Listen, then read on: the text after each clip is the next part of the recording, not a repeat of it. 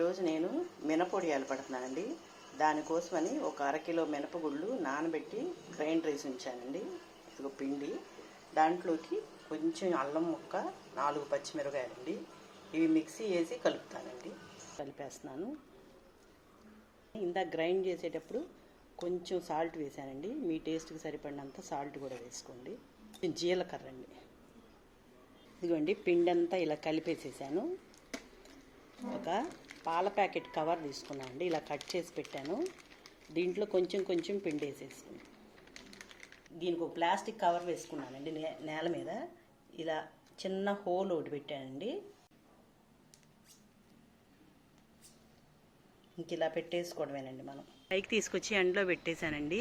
సాయంత్రం తీసేస్తాను. ఇదిగోండి వడియాలు ఒలిచేసాను.